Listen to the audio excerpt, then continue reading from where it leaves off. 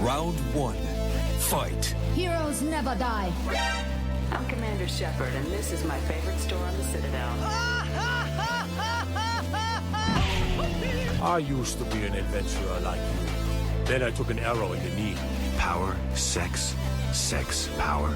They both come down to one thing. The Hungry Gamers. Hello, and welcome everyone to the 329th episode of the Hungry Gamers podcast. We are powered by ATEBIT.net and those sexy legends over at Audio Technica. Go upgrade your audio game today with their fantastic assortment of headphones, microphones, and everything else in between. I am your extremely humble host, Brendan White. You can find me just about everywhere at Brendan 8-Bit. And joining me, as is tradition, my podcast, Ride or Die, my sister from another mister. You can find her on them socials at Miss Allie Hart. Miss Allie Hart, how the bloody hell are ya? G'day. I'm doing good. How about you? It's been a while. It has been a while, as the fantastic band Stained said so eloquently way back in the mid-2000s. It has been a minute. We've had about a month off, give or take. My math's no good for a Sunday, but we're back here in the podcast chair. We've had some sort of life things sort of take precedent over the last 4-ish weeks. So we had to take a little bit of a break, but we thought we've kept you all waiting long enough. So we thought we'd jump back into this chair and I guess talk about what's been going on and what is going to be going on moving forward. Yeah, some interesting changes coming up. Big changes, as Fleetwood Mac would like to sing about sometimes as well. Gonna keep referencing titles through his whole episode.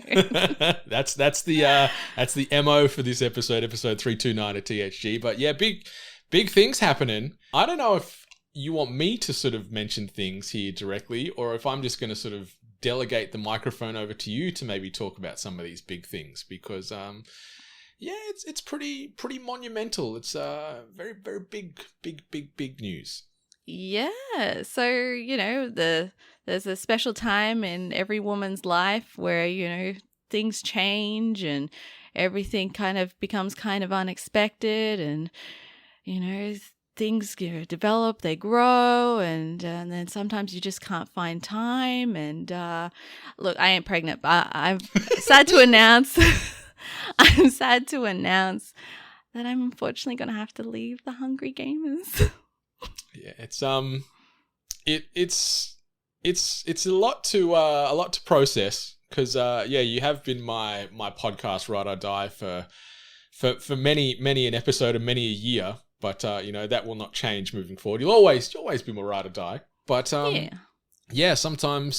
life happens, and sometimes it throws curveballs at you in a whole host of ways, and sometimes you got to make the hard choices, and that's what happened here. And it's on one hand it's sad and shitty, but on the other hand, like me personally, I'm ecstatic and very happy and proud and just excited to see where things go for you now and into the future. So there's no bad blood, there's no beef here, there's no drama, listeners. Like, this is amicable. It's a clean break, if you wanna call it like that. Like I would love to hear the speculation or like kind of rumors said on like, oh, what really happened in Hungry HQ. Yeah, sadly, it's not anywhere near that exciting. I did, my current obsession with like ChatGPT and AI and all that. was feeding ChatGPT some scenarios the other day about all this, and I sort of asked. Ali's leaving the Hungry Gamers, like the qualifier put in, leaving the Hungry Gamers, put some details in as far as the time frame, the episodes, and I sort of said, what are the headlines that you believe ChatGPT as to why she's actually leaving? And some of the ones that came through here, it's funny because obviously Hungry Gamers is the podcast name, so there's a lot of food-based themes here. Oh, here we go. It's pretty on brand. The first one, it was like, podcast host Miss Allie Hart exits the Hungry Gamers amid shocking food fight debacle. I'm like, mashed potatoes. It was mashed potatoes. It's always been mashed potatoes. Yeah, I've heard that my entire life. You're gonna lose friendships and relationships over your disdain for mashed potatoes. There's one here that just came out of nowhere. It was like, sensational twist. Allie abruptly quits the Hungry Gamers, citing mysterious alien takeover. So you're sort of claiming that extraterrestrial beings have infiltrated the gaming industry and are secretly controlling the podcast. I mean, that wouldn't make me leave. That would make me stay, wouldn't it? Yeah, but yeah, it sort of goes on to then say that you left to lead the resistance against these intergalactic gaming invaders. So there's another one here where you left due to pursuing a competitive eating career. So that's a thing. That's a thing. I mean, yeah. I'm curious what my food of choice for competitive eating would be. Yeah, this one made me chuckle where it said the Hungry Gamers host leaves to start revolutionary vegan gaming podcast. So it's a direct compete to the Hungry Gamers. You know, apparently we can't coexist here. Wouldn't it be the starving gamers?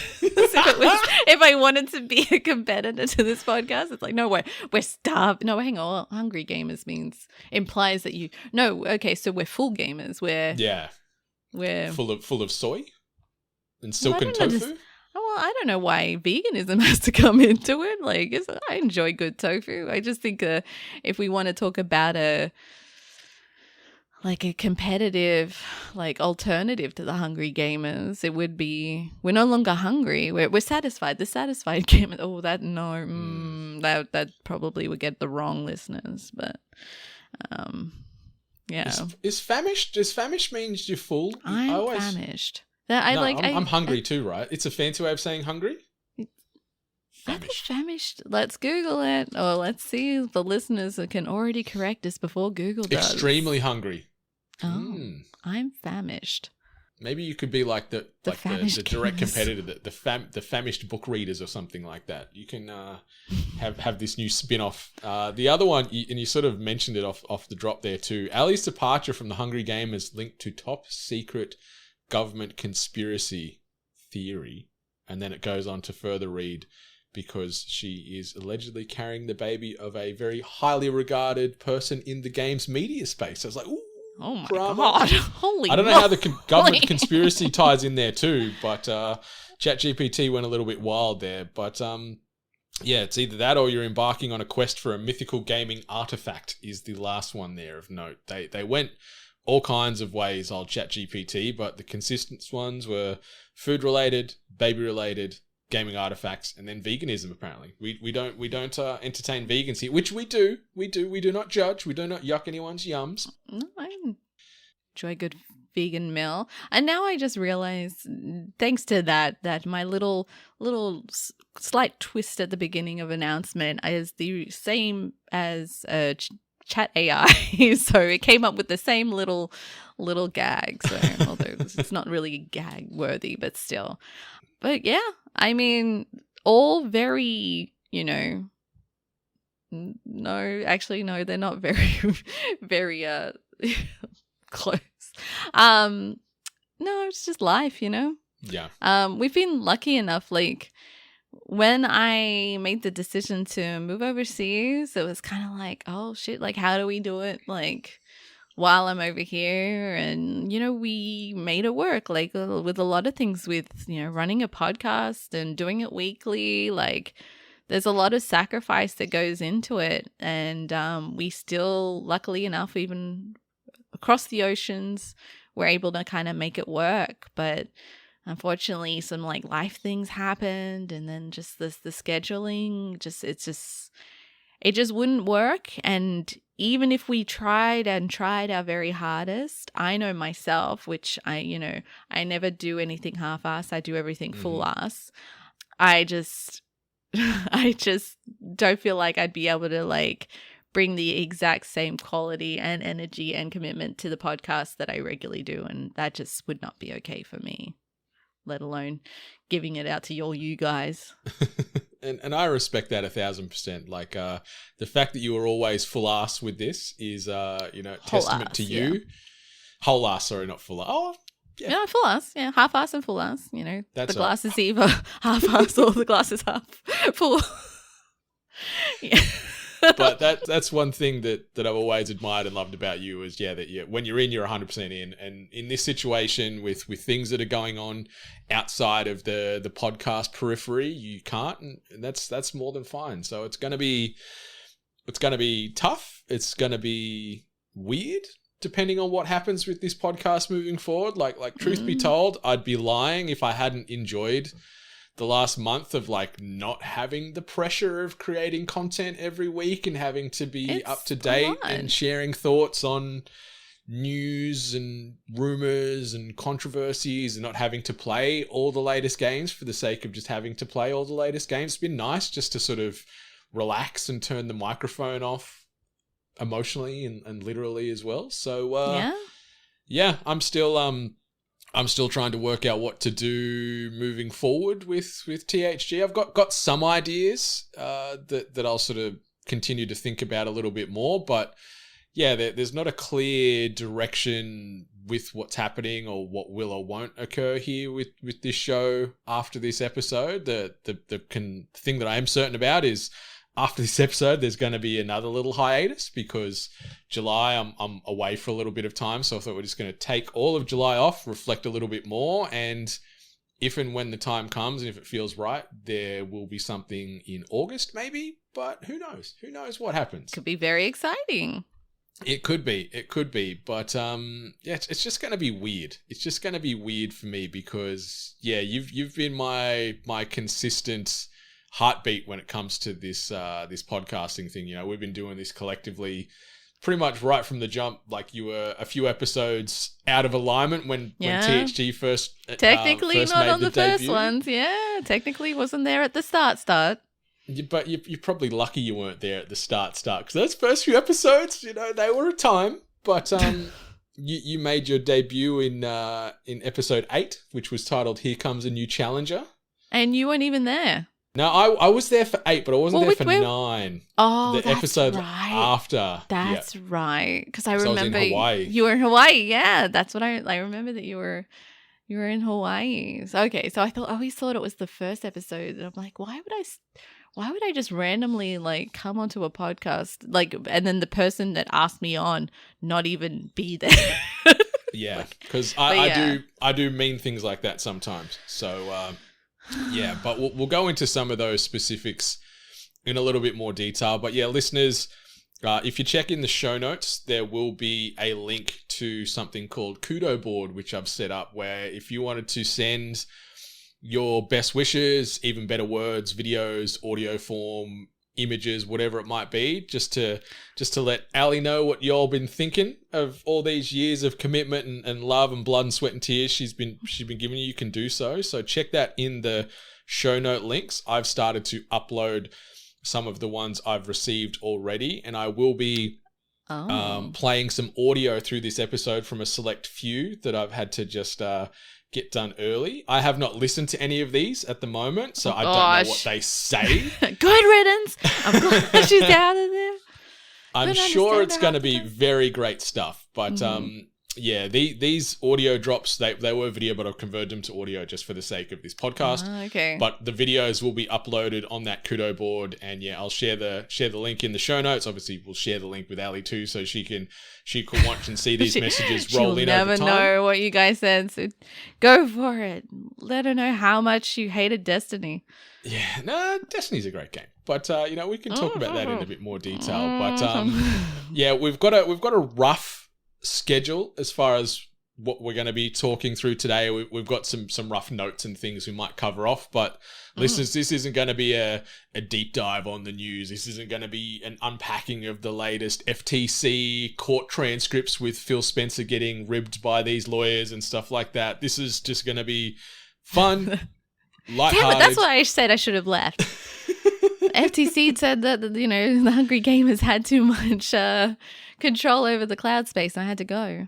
Yeah, they're militant sons of guns. Like, reading some of that transcript, I was just shaking my head at how tone deaf some of those questions are, but I digress. We're not here for that today. We're not going to be unpacking all those dramas. We'll talk about what we've been up to a little bit. We've got some podcast-related questions we'll talk through, share some memories, just have a bit of fun. You know, that's what this podcast has always been about first and foremost, and that shouldn't change now, especially with this big monumental episode we're doing here. So how does that sound to you, Miss Hart? That sound okay? Sounds good to me. All right, well, I'm gonna play this first drop. Oh. As I said, I haven't listened to any of these, so I'm just going to drop these in sort of in between segments. We'll find out. Let's see what this young man has to say. Hey, Miss Hart, Benny here. I just wanted to say, I wanted to wish you all the best after, God, it seems like so very many Hungry Gamers episodes, and I like to think, courtesy of 8-Bit, you and I have managed to become friends. You've been my convention buddy when we've gone to conventions together, and I'm going to miss hearing your voice every week. It's already been tough not being able to play games with you due to time zone differences, and our schedules never really lining up because I work ridiculous hours and the time zone difference makes life very difficult. But that being said, I do really, really miss playing video games with you, and hearing you every week on the Hungry Gamers. It was just a great way to stay in touch, even though we weren't talking directly. So I just want to wish you all the best. Congratulations on everything that's going well for you over in the States. Much love to you. Hopefully I can come over and visit you sometime soon, and I'm going to miss you. All the best. Love you. Oh, Benny. Oh, he's been the best convention buddy. Like, oh God, don't make me cry. Oh, if Ali cries, the harvest is plentiful every year. Oh my goodness, the rarities. Yeah, like, Benny, it's true. Like, I met Benny because of 8-Bit, and he was my convention buddy. You know, we we are the angry, disgruntled people, although it's honestly, we're just like, we're kind of iffy about like people, and he's always good about like when like my anxieties hit the limit. So, and yeah, playing video games with him, like we had a lot of fun. We used to play PUBG a lot. And the shenanigans with PUBG were so crazy, so funny, so stupid. And like, I loved those times. So yeah, like that was like the one thing about moving overseas. It's just the timelines, they just don't match up. So, but thank you, Benny. He's a beautiful soul. And yeah, I can't remember if I'm exactly correct, but I don't know if you definitely met in person for EB Expo way back when. I think that was our first maybe official media event too, EB Expo. Yeah, I think it was, yeah. So we felt pretty special, all rolling in with our media passes and rolling around Olympic Park. Also felt like, I'm like, what the fuck are we meant to be doing? Yeah. What is this? And that really hasn't changed. But no, it didn't, did it? Yeah, but it was nice to connect you two together because, yeah, you're similar in some ways, and you're just two genuine, nice, great people. So it was really nice to see that you guys just connected and got along on many levels. And yes, you talk about you being sassy and Ben being grumpy and stuff like that, but underneath that there is just some sweetheartedness for both y'all, and it's good to see that you. How very dare you! How very dare you! Sassy heart and bitter old man Benny. We are nothing but, horrible, mean people. It's all a ruse. It's all a ruse, listeners. It's been a facade all these years. See, that's the actual reason why she's leaving. She can't keep up the sass anymore. Yes, that's the whole day. It's become too much. It's too much. Too much work. Yeah, but we're not here to talk about work. We're talking about fun things, and maybe we can sort of digress into maybe what we've been up to the last couple of weeks. That's been a podcast tradition here on THG. We've always talked about what we've been doing since we last recorded, whether it be playing games, watching things, eating things, whatever. So Miss Hart, it's been like 4 weeks between episodes ish. Oh, what are things of note you want to share that you've been up to? This is the other reason why I'm gonna have to go. I'm not a lot. The truth is out, listeners. This is why. Yeah, here we go. Here's the scoop. I've never been a gamer, not once. Every week I've pretended like I've been playing games. No, like, obviously, like, to no surprise, it's just been mostly whenever I can get time to play video games, it's been Diablo. I've been playing a lot of Diablo and just have an absolute, like, blast with it when I can, like, when I can find the time to play it. Like going in, still running source. Look, can I just, like, also, for those who are familiar and have played Diablo, this confession might sound really bad and just reflect really badly on me being a Diablo fan. I'm like level 50 plus, which is still not that high. I don't have my horse yet. I haven't done Act 3. Oh, you that's typical Ali though. Like, I am not at all surprised. Yeah, no. You're probably like halfway through the campaign, maybe, or something. Yeah, well, I think I'm waiting to start Act 3. Like, granted, there's like a few of us that have been kind of trying to play together.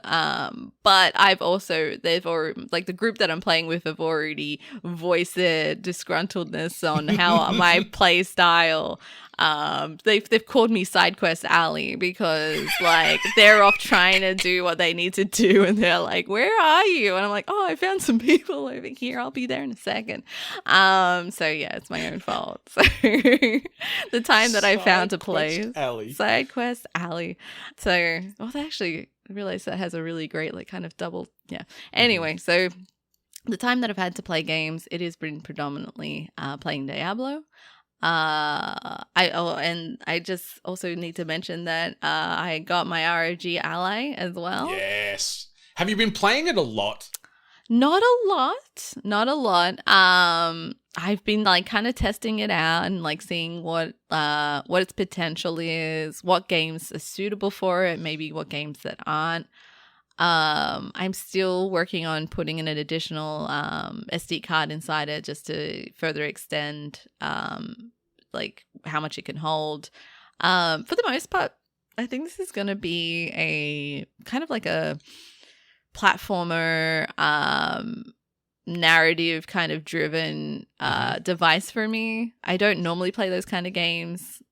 I'm generally on PC, so I'm usually playing, like, my first-person shooters and such, or my builders and stuff. So this might be a device where I actually finally tackle all those games that I kind of don't feel like utilizing on the PC. So, and hey, I still have to play Persona, so it might be my little portable Persona device as well. So, yeah, I've been dabbling with my Ally. Like, same thing. Like, it arrived and I was excited and I unboxed it and I'm like, oh, this feels really nice in the hand. That's one thing I'll take away with this thing. It's a big chonky boy. Don't get me wrong, but it feels nice in the hand. It's not too heavy, but just the button layout, the stick layout, like, it feels really good in the hand for me. I've been playing a lot of Honkai Star Rail on this thing, which is gosh, that game.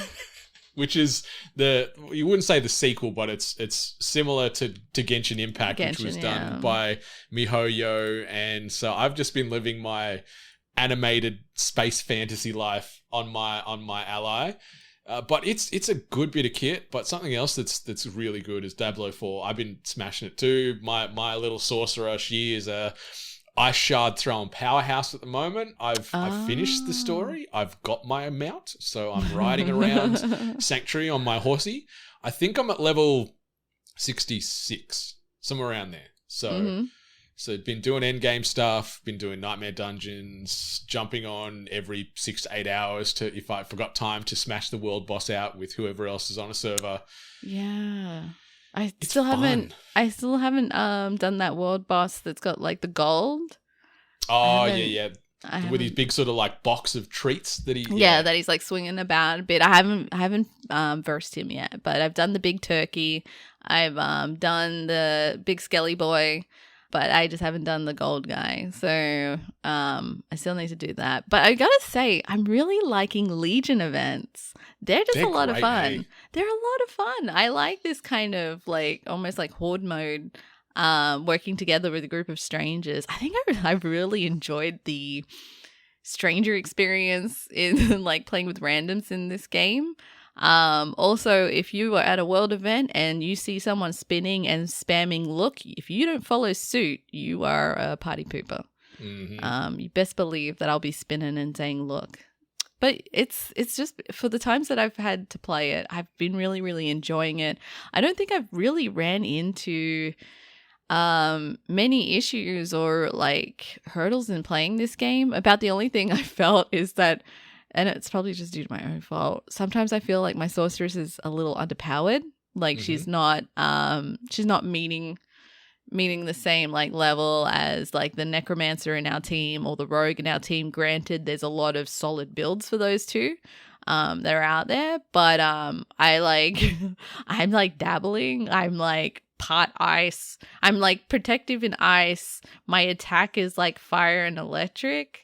The arc lash, you doing them ones? Yeah, doing my arc lash. But I've got like firewall and I don't have incinerate anymore. I swapped that out with something and I can't remember what it is.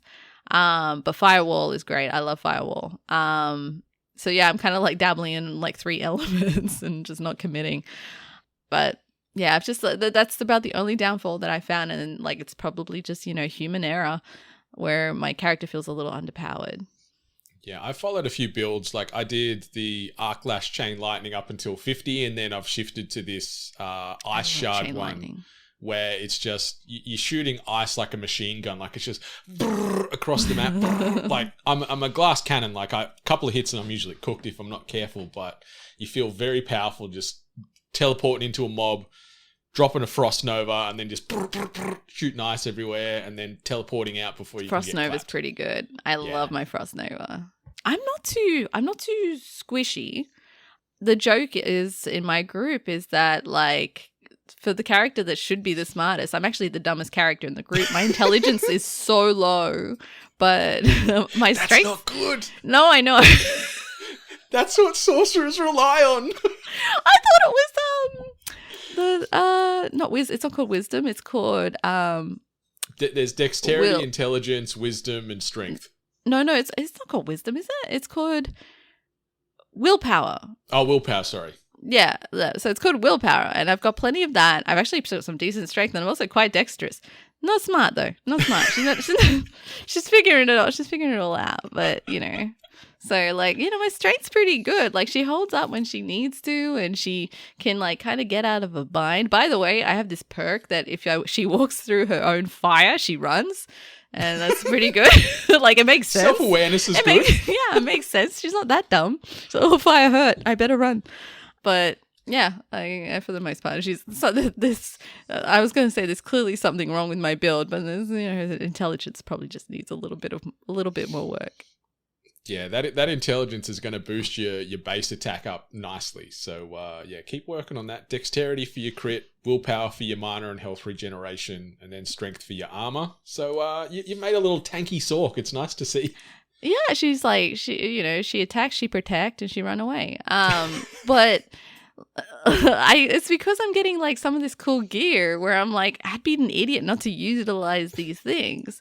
But my biggest thing is that I just want to really build up mana replenishment, because I just want to be just a consistent like powerhouse, and just like for every time I use mana, my mana like replenishes itself. Like I essentially just never want to run out. That's essentially what I'm going for. So very smart, because they can be a thirsty thing, the old sorcerer. It's just if I've run out of mana again. I'm like, bitch, that's not me. That's you. Figure it out. Yeah, I've socketed your rings. I've pimped out your boots. There should got be a nice mana necklace aplenty. on. Yeah, like come on. But it's really good. Diablo 4 has been super fun. I love that it's cross-platform. So whether you're on Xbox, PlayStation, PC, we can all coexist in the same game. The in-game party chat's nice and clean and easy to utilize. The audio coming through seems to be pretty stable and consistent. Obviously, you could do stuff on Discord and things like that as well, should you choose. But yeah, it's super fun. I've been really enjoying squatting up with people and just running nightmare dungeons, fighting end bosses. The Hell Tides, which is another cool post-game thing. I've been really enjoying getting in there and fighting just crazy waves of hell beasts and dealing with all kinds of other things that you don't even seem to factor in, from environmental damage to fire falling from the sky and just clapping your cheeks really aggressively. The PvP area though, I don't like. There's a few zones in the post game where you've got to get these grim favor things, and sometimes they fall into PvP areas where you just get other real people hiding in the shadows, waiting for you to step out of the safety of the town, and then just stab, and it's like, fuck off, mate. I got no beef with you. Trying to kill that beastie over there. Leave me alone. So that can be annoying, but overall, it's great. Have you encountered the butcher yet, Miss Hart? Twice. But we don't know why it is, but a friend of in our team, he just, every time he goes into his dungeons, the butcher just appears. So we just tell him, like, can you please bring the butcher to us, please? We're constantly never running into him, and the 2 times we haven't beaten him. We've gotten close. We got close, but we have not beaten the butcher yet. Okay, but, give it time. But if you want a treasure goblin, hang out with me. They are always appearing for me. All right. Well, I'm going to have to check in and see what you're doing this week, because I'm always hunting for them little treasure goblins. Yeah, I had like three instances, like one session. And I'm just like, this is incredible. Kill that little shit. They're spongy little buggers. Yeah. But off the gaming side, have you been watching anything? Did you get to the movies and check out Across the Spider-Verse as well? Did you check that out? Yes, I did. 10 out of 10 movie for me. I loved it. Start to finish. I love a movie. I love when a director or producer or whoever is involved and makes the final decision, when how they incorporate music into action. They just, in this movie, it's just done incredibly and seamlessly, like effortlessly, and it just makes everything even better. I'm not going to say it makes it better. It was already good. It makes it even more better. Because the whole experience of that movie was just fantastic for me. And everyone knows I'm a very impatient viewer. And then to have the movie finish, I was like there just like, oh, it's over? Like I could have watched probably another hour and still been content, which is a very high regard from me, having me sit down and, watch a movie. So it was just a great experience, and it's just awesome to see that a movie that the first one, it's always hard to like live up to the first, especially if it's, done so well. So I was like, oh shit, like what if the second one just doesn't meet it? And it did incredibly. So loved it. Like I said, it's 10 out of 10 movie for me. Yeah, it's special. For any listener that hasn't seen it or has some skepticism, like Ali just mentioned about, it can't soar to the same heights as Into the Spider-Verse, park that skepticism over there in the corner and watch it and enjoy it, because I loved every second of it. The animation is some of the best you'll see across any medium, across any genre. Like, it is special and just a blender or a melting pot of styles and concepts and universes, and it all just works. Like, even when it gets absurd and goes into, Spider-Verse, multiverse, and shows this. I'm not going to mention anything specifically because I don't want to ruin some of those awesome moments, but like, it just works. And like you said, the blending of music with action or big set pieces, the voice acting phenomenal, the story great, the pacing great, and yes, like, where it ends and how it ends can be divisive for some. I understand that, but it left me wanting more, and I think that's the sign of a good movie as well. And hopefully we don't have to wait too long for the third one to see what happens with this fantastic story. But man, oh man, it's one of the best things I've seen this year across anything. And it's definitely the best movie I've seen in the cinemas this year by a wide margin. And it's just special. Yeah, I think I'm starting to like, although it's never been like too much of a mystery to me, but like so far my game of the year has also been very influenced musically. And so far my movie of the year has been heavily influenced like musically as well. Like the general like artistic vibe. Like, a lot of people just talk about how, it's such a gorgeous looking movie. It's so pretty. Like, the art style's amazing.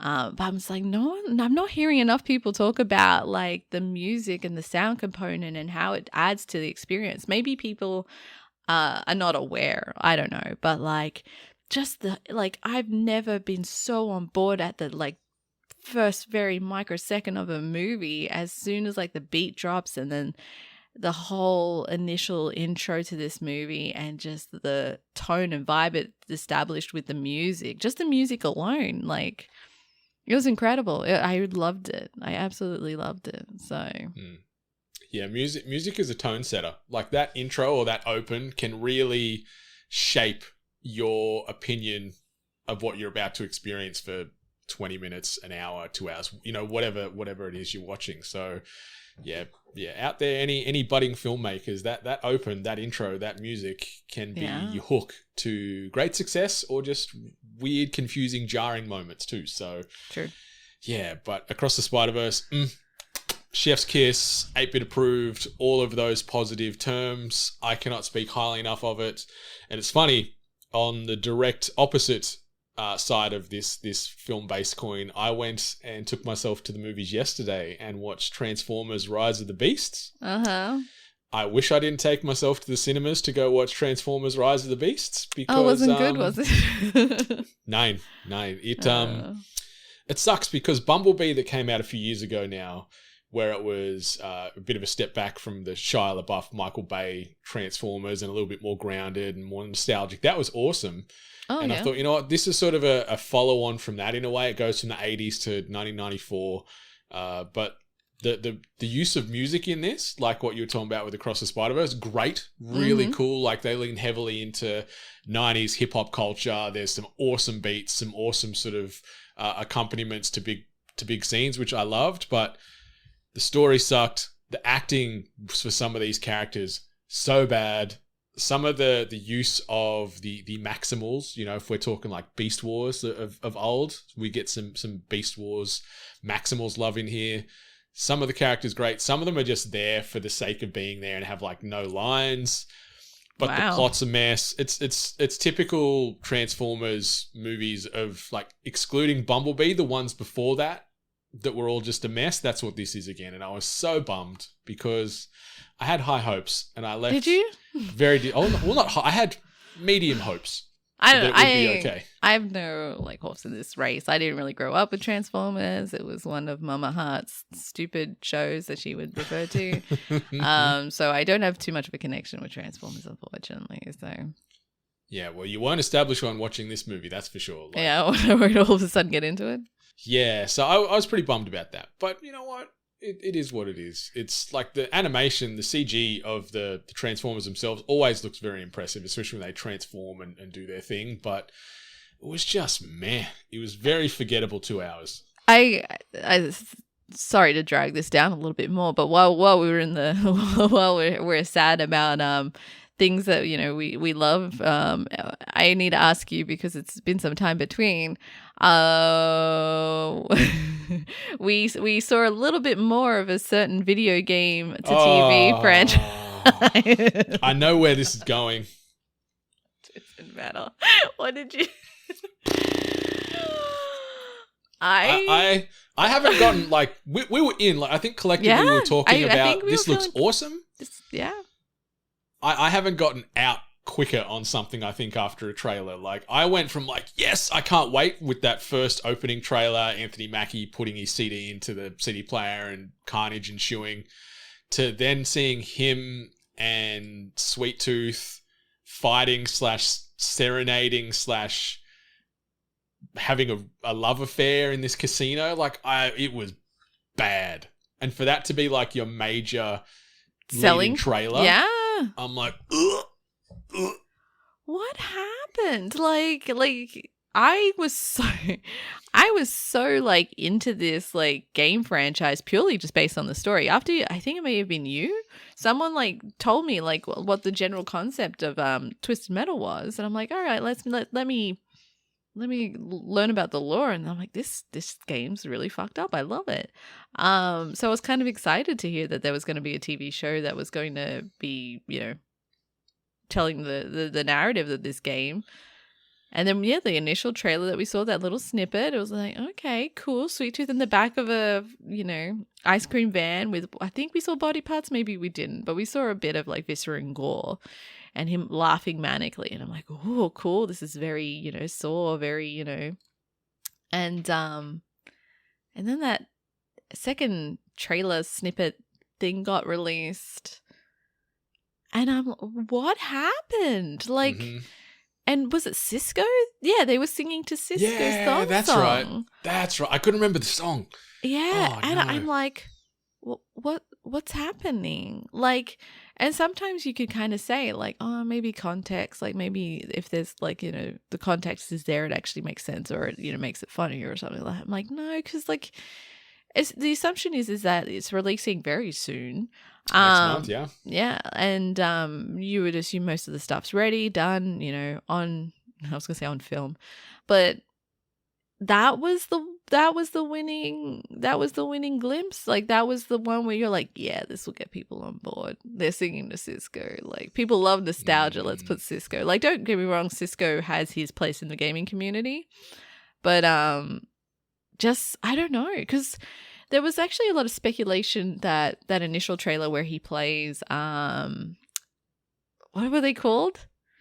It's Don't Steal My Sunshine, but the band was called Len, that's it. Len. And everyone's like, oh, you can tell that wasn't originally the song that he was dancing to.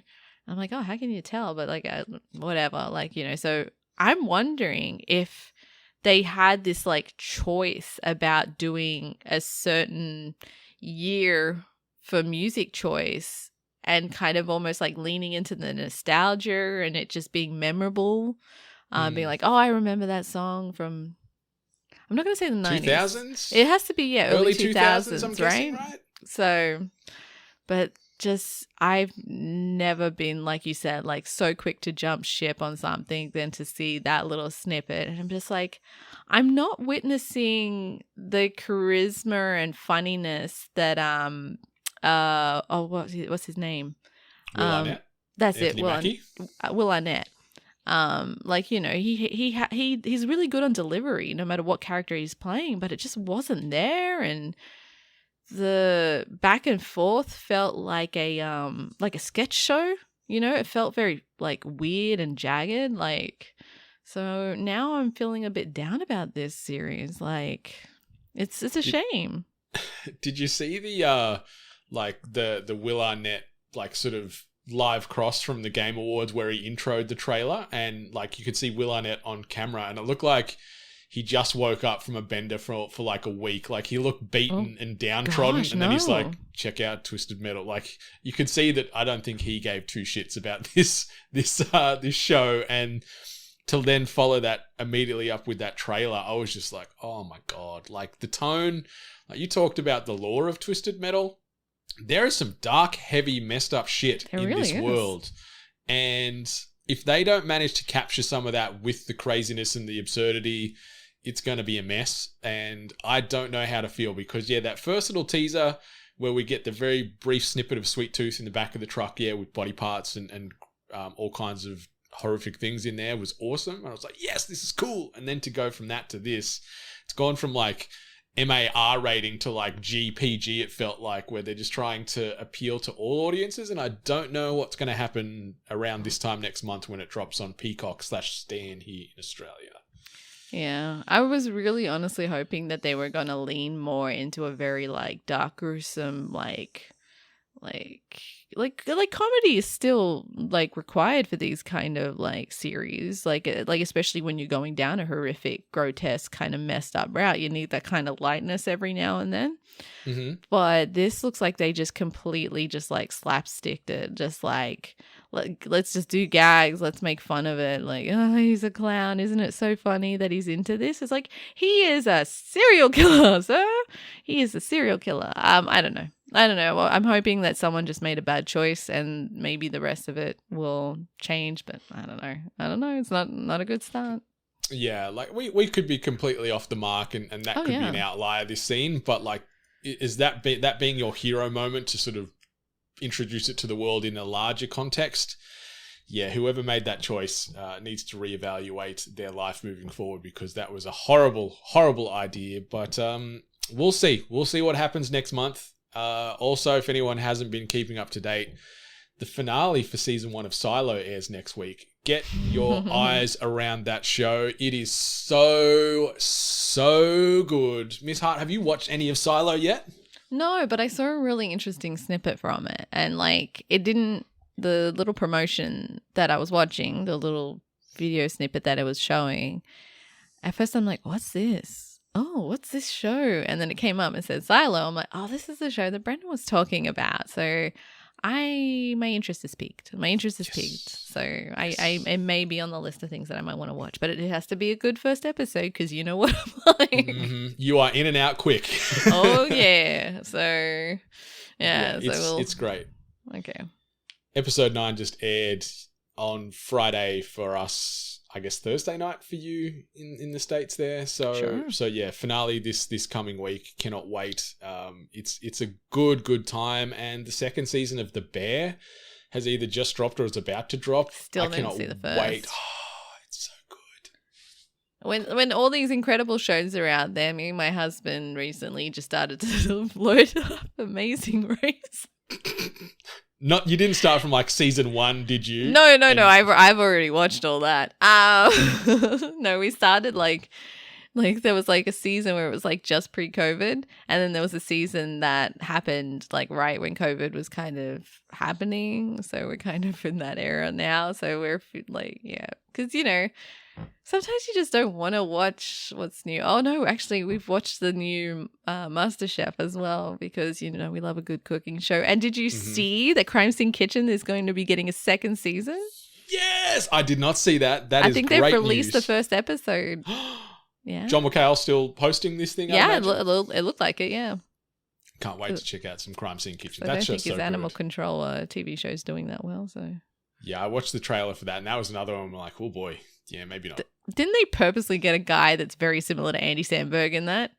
Yeah, it's like clear as day. It's like, come on, people, just be better, and someone that does better than most the majority of the time is Australia's finest, and he has this to say. Miss Hart. What's going on, Miss Sally Hart? Congratulations on your new chapter. It's so exciting, and we know how hard you've worked to get here. So really hope that it's everything you want, it's everything you dream of, and I really hope that your time with 8-Bit has been as fun and as exciting as it's looked from the outside. And well, just thanks so much for so many great episodes, so many memories and laughs and sasses along the way. I'll still never feel confident recommending you a video game because I still have no idea what is going to hit with you and what's going to miss, even based on my most solid logic. So keep making that a mystery to all of us, but especially me. Please play The Last of Us one day as a parting gift to me. Promise me that one day you might think about playing it. But until then, stay hungry. I know you will. Jono, for you, I promise I might play The Last of Us. I promise I might play it. He worded it like that, so I definitely will promise that I might play The Last of Us. You know what? I didn't realize I was that picky. I thought I love you, Jono, by the way. I thought that like everyone just kind of generally understood that if it's a very linear story kind of game, like, hey, you follow this story path from start to finish, I'm generally weary of that. I need some freedom in my game. But like also to counterpoint, like I need everyone to know that like I wasn't able to really catch up with like Nintendo Direct. I wasn't really good with Summer Games Fest as well. However, the Nintendo Direct I think was very recent and received a tag on Twitter from Brandon. And he's like, paging Allie. And I'm like, wonder what this is. And it was a very Allie-ass game. It's a rhythm game with pigeons that you dress up. And it's like a battle royale. Battle royale absurd, rhythm pigeon game. It's you. Yeah, and I'm like, and that's as I said, yep, this is my shit. Like, this is very much a me game. So I think I have some kind of basic framework on what games I could like. But I think I leave it a little bit more open to the more random stuff that's out there, the more like obscure, the more comfy, the more cozy, the more messed up, I guess, as well. But I promise I may play The Last of Us, Johnny. I'm going to try and use that line more often in just my life in general, where people are like, are you going to do that? I'm like, I promise I might. I promise I Just might. like- Yeah. Yeah, because I it's promise I might do optimistic. it. Like you hear that and you go, oh, you're promising that, that's big if you're promising. But then it's like, I might. So you're promising that you may or may not. So you can't be disappointed, right? Yeah. Like, I'm going to make this promise that I will consider it. And that's the promise I give to you. I love that.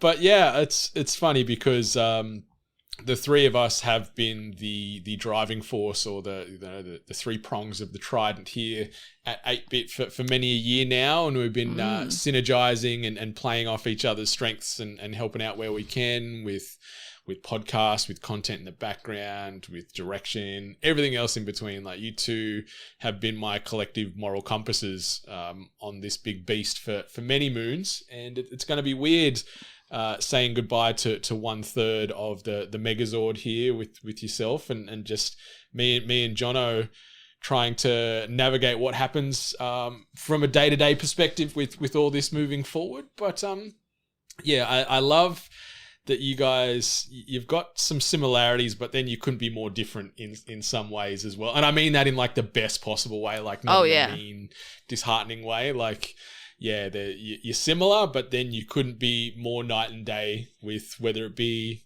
gaming tastes, music tastes, viewing tastes, the way we talk. Where like you and I are very similar. We're very fast and loose. We swear, where Jono is very succinct and doesn't swear and calm. Yeah, we're the yin to Jono's yang, I think. Oh yeah, like I agree. There's these little moments where like me and Jono are like, we agree with something, and we agree with something like pretty passionately too. And like sometimes I'm like, oh snap, like okay. And then there's all the other times where like I'm sure Jono like he kind of said, like kind of just questions what's my interests and the choices that I make game wise. But it's good to have that balance, and it's kind of good to have those people around that, I like this and I don't like that, but you like that and you don't like this. And it's kind of good to kind of bounce those ideas off people and kind of get different perspectives in that way. It's really good to have that kind of, mix and balance between like friend groups and stuff like that. So yeah. Exactly. Like differing opinions and passions leads to good new ideas and new good discussion, and yeah, it's been nice to see you two grow and develop a friendship over the years. And it's funny, out of all the years of podcasting together, whether it be you and myself, you and myself and Jono, etc., the only time that you two have done an episode, just the two of you one-on-one, was this year in the 7th season, episode 317, where it was all about Suicide Squad and the hype dying of that episode. I was unavailable, and you two tag team that episode. So in all the years of podcasting and THGing, that was the only one you guys did just mono y mano. I am actually shocked. I thought we did at least one more by like just me and Jono, but I guess not. I could be wrong. I did some extensive searching through all the episodes and cross-referencing, so there's a chance, because I was up until 2:30 this morning just refining my notes and things, so I could prove him wrong, children. Prove him wrong. But yeah, it's funny because like you've done over 300 podcast episodes now, whether it be through THG directly, through Bytecast, through the Hungry Game Show, Putting in Work, Comedy Rewind, Used to Reviews, the 8-bit casts, etc., etc. But out of all of these THG related episodes where you're close to that 300 threshold directly with THG, you and I have only not been on about 9 episodes together through the entirety of it, which is pretty crazy to think about. Really? We've only exclusively missed about 9 total. That's crazy for the years that we've done and the amount of episodes we've released. Like that's some good stats. Yeah, so that would include whether it be, you, me, Reese and Sam, or you, me, Sam, you, me, Reese, you and me. So over the years, there was always, when it was you and me and whatever other elements, we missed less than 10 combined over the years. So yeah, there's some consistency there, and I know you like structure and consistency, so it's nice to see that we executed pretty damn well over 7 odd years. I'm honestly impressed. Like yes, I'm a stupid stickler for like structure and everything, timing and organization and all that sort of stuff. But even I'm pretty impressed with that stat. Like we've been doing this for years, so like 9. That's pretty good. That's pretty good.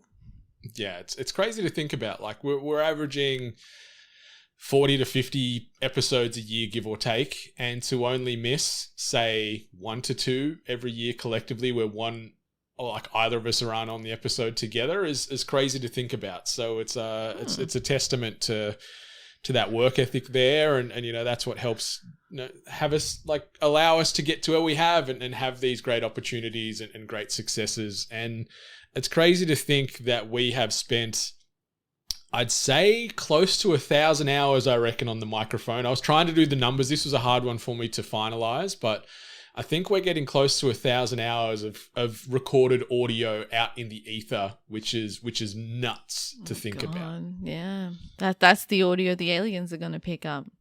That's why I have to leave.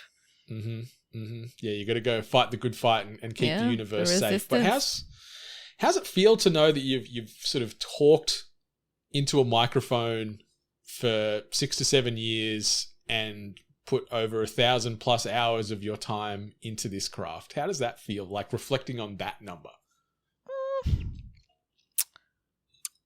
I mean, it's interesting, right? Like I always say to you that like whenever we record the podcast, for me, because unfortunately I don't really do a lot of the editing behind the scenes kind of thing, or the listings or any kind of that. So for me, for most of the time, I always tell you, I'm kind of just feels like me and you just chat, and then that's kind of just what happens. I kind of sometimes forget that it goes out into the internet, and then all of you wonderful people out there actually listen and engage, and and so it's kind of funny to know that that's how much time I've committed to this, and I apologize to all of you that had to listen to it. If there's anything I learned from last year's Festivus, it's been unfunny as hell. But yeah, I mean, it'd be a disservice to everything that we've produced to say that it was easy. It's been a breeze. No, there's been a lot of hurdles, and there's a lot of hurdles that I put up for myself. Like I told you guys, full ass, not half ass. So there's a lot of things that kind of go into it, and to know that's how much we've put out, it's incredible, but it's a testament to the commitment and the work that goes to it as well. So yeah, and that work, that 1,000-ish hours of recorded audio doesn't even account for the pre and post chats we have, the planning leading into the episodes, the social sharing, and all the other stuff that flows on from it. So the hours that we've collectively put into this thing over this journey is crazy to think about, and I don't really want to probably put a final number on it because I might cry. Not. But definitely not.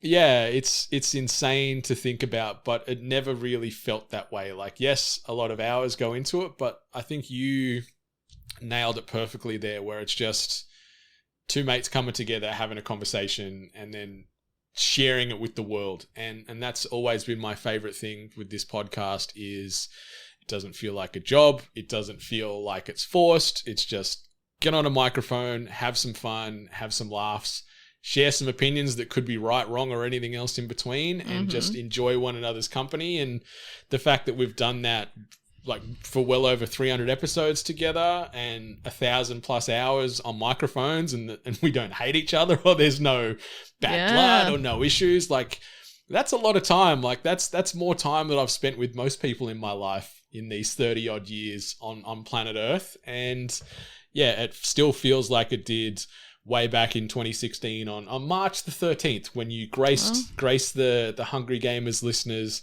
with your opinions and thoughts for the very first time from there in 2016, Miss Hart. March 13th, 2016.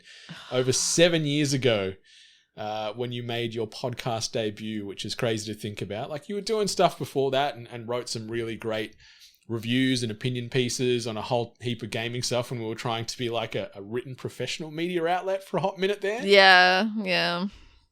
But we found podcasting, I think, was probably the sweet spot for us as far as getting our thoughts out there in an easier manner.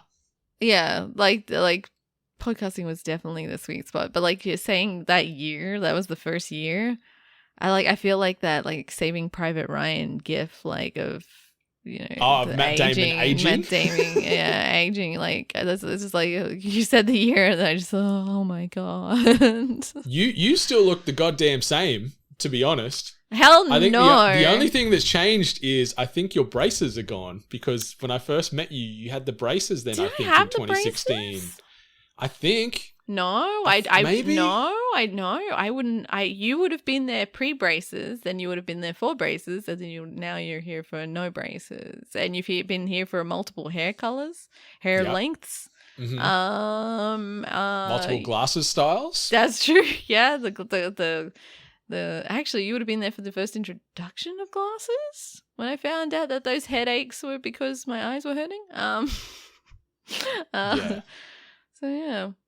The short version is you still look the same and have aged like a fine wine, and I've gotten grey. So, I mean, the greys hide behind and like underneath the dark hair. So. Goodness. And something else, I was trying to quantify this, and this was really hard for me to do. And what I tried to do, and I was going episode by episode for a while and then got a little bit insane. And I was trying to work out the overall amount of Destiny-related references. Oh, no. That have been I'm sure the dropped. fucking listeners can tell you. Holy moly. I lost track at over 150. So that's where it could be what you've been playing and then some Destiny-related news.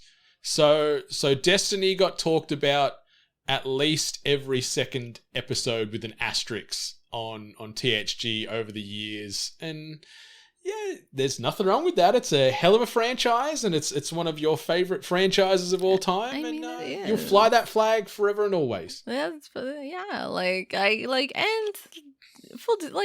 on, I'm very aware that I brought it up a lot. I'm very I know that I spoke about it a lot, and it just became a running joke that I was going to talk about this game that generally I'm going to assume maybe 80% of the audience probably doesn't care about. I see the ones out there that do care about Destiny, but yeah, it's my game, That's it. We don't yuck anybody's yums here, and I think that'll lead us nicely into this next little audio, and it'll be video mentioned on Ali's sort of board that you'll be available to check out at any time after this, just on that Kudo board link in the show notes. As I mentioned, get your thoughts and feedback in on there too. Takes no time, costs no money, and will mean the world to Ali and myself. Anyway, this next drop is coming your way right now, Miss Hart. See if you get it from the rip. Miss Allie Hart, I hope your hunter skills don't retire just because you're leaving the Hungry Gamers. You think I don't need more moats? Brendan and the 8-Bit Nation understand the assignment, so I hope I don't have to come down to Earth and have a word with you. 300 episodes is a legendary run, but why not make it 600? Ha! I understand you can only kill so many primevals, or can you? If I had any Earth tequila around me, I'd salute you with a shot. So I'll just leave that up to you. See you on the field. The Drifter. The Drifter. My favorite. Oh. Fucking hell. He's a dude. He is a legend. Todd Habercorn, who lends his vocal talents to many fantastic IP. Really easy to chat to, really easy to work with, and just nailed the brief, and has a voice that makes everybody jealous. The Drifter vocal delivery, can't say enough. But yeah, thought we'd have to loop in a bit of Destiny love here on the show, because it's only fitting. It's in your DNA, and now it's in the podcast. It's the Drifter. It's my favorite game mode in Destiny, albeit not the most respected, but I will always fly the flag of Gambit and support my Drifter. So oh man, and now he's saying that I'm weak. No. He said he understood, but he also said, why not 600 Why not episodes? 600? Gosh darn it. Give me one of those false promises. It's like, I promise that this might not be my last episode, but it might Drifter, be or something. I promise to you that this may not be my last episode. Maybe. There we go.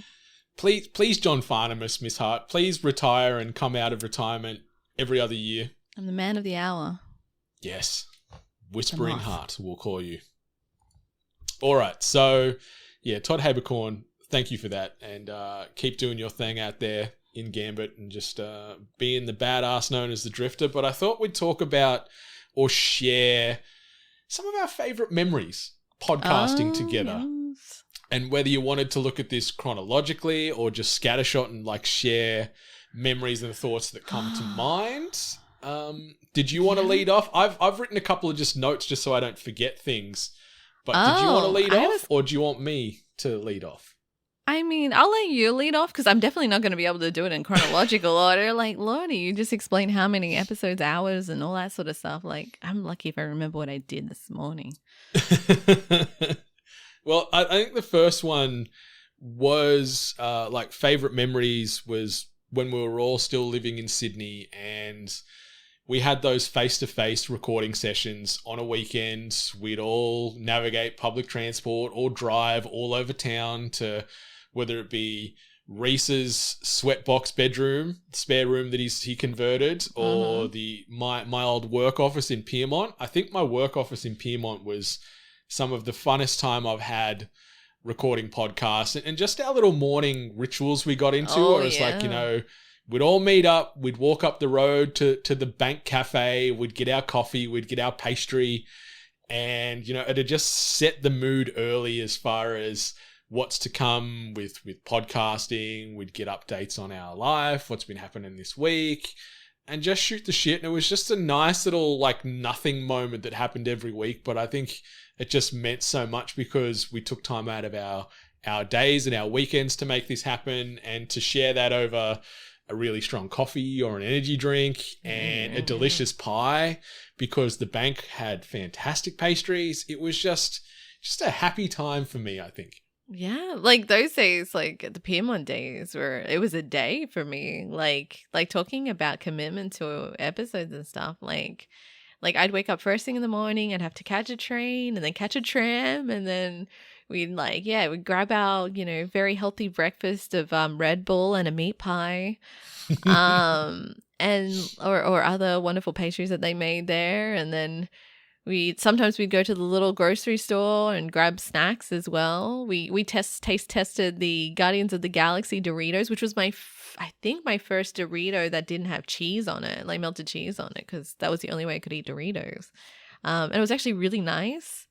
And we'd get snacks and then we'd kind of like do the setup and, we all had our spots and we kind of all had our things and then we'd record and then sometimes it was like afterwards they're like, hey, are we going to like head out or do you want to like play a game? Do you this was also when we were testing out like maybe doing videos and stuff to see if that worked and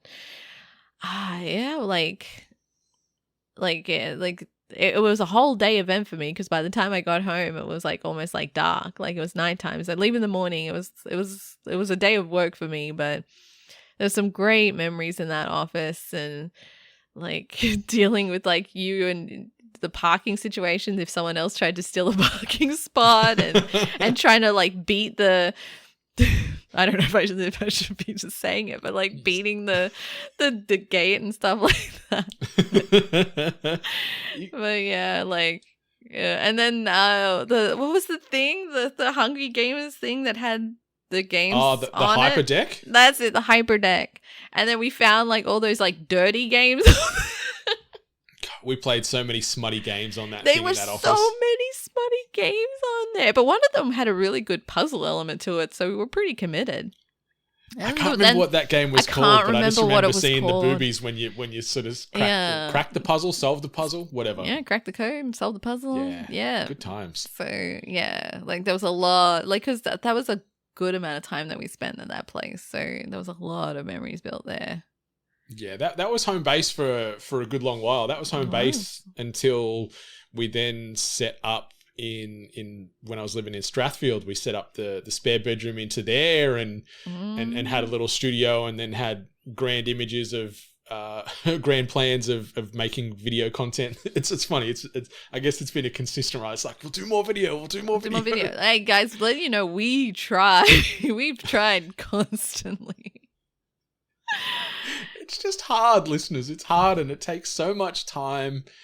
And yeah, like, I think we're collectively, I think, full ass with that kind of stuff. We don't want to have something that's just okay and release it to the masses and just feel just okay about it. I think the internal perfectionists that we both are made that difficult in a way, and it's life. But we made some stuff over the years, and some of that video we actually shared out there was really great. And one of the videos especially, which I think's one of my proudest moments, even though I wasn't directly involved in it, but I was sort of watching from the sidelines, was RTX Australia in 2018, and seeing you conquer your fears and your stress and your anxiety and absolutely crush the interview you did with Adam Kovic and Bruce Green from Funhouse, where I know leading up to it, like, you were just a ball of emotion, and you were stressed and worried and anxious, and then Professional Ali turned on, and you sat down with these guys and had great discussions with them for 15 to 20 minutes, and it was a real, like, touching experience for me, where I was just sitting there, I'm like, fucking, like, I was like a proud parent, sort of just off camera, watching you kick all the ass with two of your favorites from yesteryear. Yeah. Fun fact, I don't like that video. I actually don't like it. We'll strike that favorite memory from the record, listeners. I've contemplated taking it down for two reasons, but yeah. When old mate was getting, so one of my favorite videos though, that I like to go back to sometimes, is the Outlast video. Just because it shows our personalities and our play styles. So different. So different. It was fantastic. Doing that Outlast 2 demo, and seeing all four of us just sort of cycle through this game and attack it differently, react differently, and just the things that we got caught up, like, or we'd observe, or random little, like, throw a random little line out, or an observation or a thought here or there, like... It's phenomenal. It's phenomenal. Yeah, it's one of my favorites as well. Yeah, I love watching that one, and there's just so many, like, little funny bits in it that just, like, always, like, make me giggle, and just remember just, like, everyone's, like, different personalities, and just how different and somewhat similar we all were, and, like, just how it kind of worked. So yeah, so it's always one of my favorite videos. The other one I really love is yours and my little Mortal Kombat tournament we did with the Bean Boozled. Oh, the Bean Boozled, yeah. Oh my god, I was so unlucky. Yeah, it was a time. It was a time. It was didn't taste good, that's for sure, but it felt good, especially when I won a few rounds and didn't have to eat the dirty beans. But it's just fun, like, just fun to let the hair down, and I think what you said, like, let the personalities or ourselves shine through the content. I think that's something we've always done, whether it be in a podcast, on social media, on video. Like, what you see or what you hear is very much what you get. Like, I don't feel that we're playing a role or putting a mask on. We've always been very honest and upfront. And I really appreciate that about what we do, but also that you're comfortable in doing that as well. So that's another nice memory, another nice thought that I have from all of this.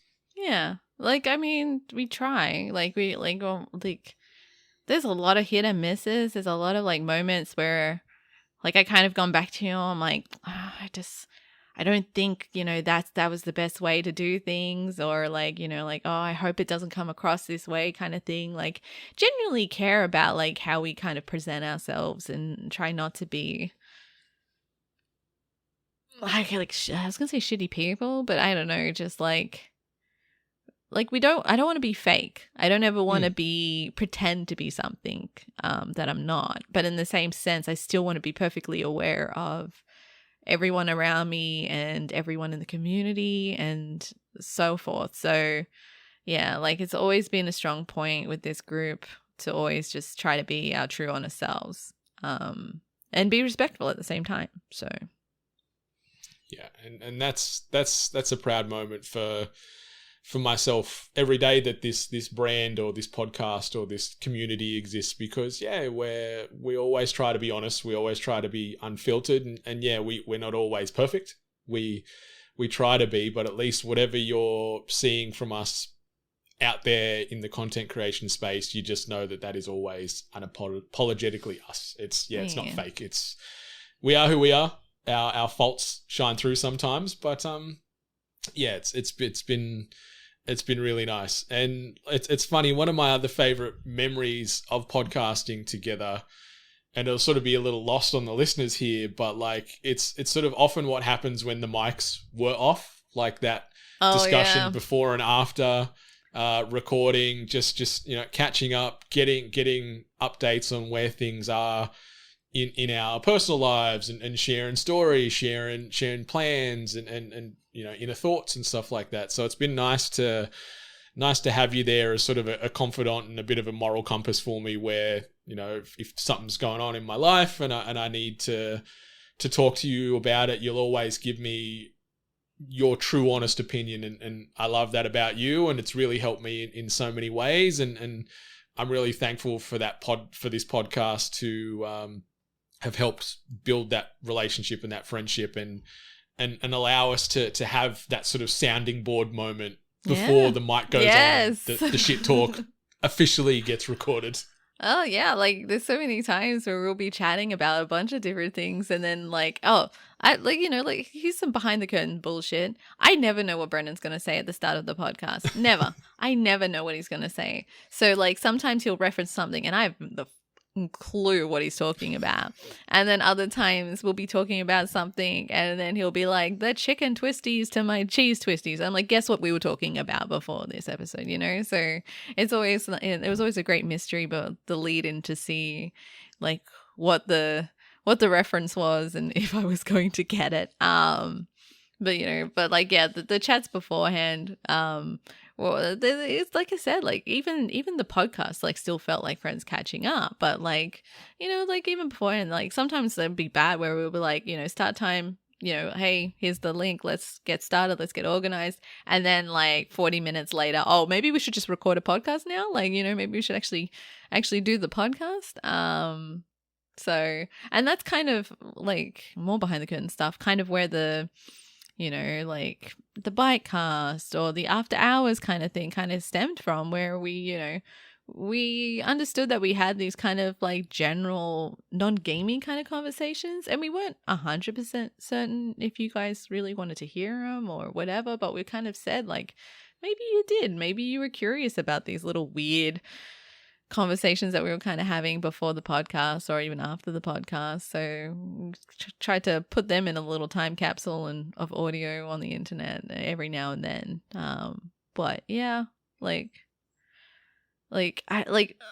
just like going through like all the different memories, and I think I always loved the like, didn't matter who it was with, but just like the headbutting, because like any person that like is very set in their way on one thing, and then the other person, like it was constant. It was like, like I would butt heads like with like Sam a lot. Like me and Sam had very like, very different personalities on certain things, and even like me and Jono, me and you, like I always loved those kind of moments where it was like, well, I don't agree with you on that, and I think that made for some great conversation, and like full like. And it was never like in malice. It was never bad blood. Like we were always like, having fun. And like as soon as the, podcast was over, we were all great friends, and like having those moments of like just chilling and like just getting to be off the podcast. No, like love the podcast, but being off the podcast had some great moments too. Like going to all the PAXs that we got to go to as well. And, you know, just walking the streets of Melbourne in the cold late night and navigating what we're meant to be doing at conferences, you know, like getting invited to like things and having the special like moments. Like I'll always be in awe of what you were able to achieve with Audio Technica and like 8-bit booth, you know, like that was always massive to me. And like having this incredible booth with such an amazing brand that like looked after us, and then having the word 8-bit next to it, you know, it was always incredible. I think that was the thing. Like I for me, it was always like friends, but then I'd see these moments and I'm like, oh shit, this is something, you know?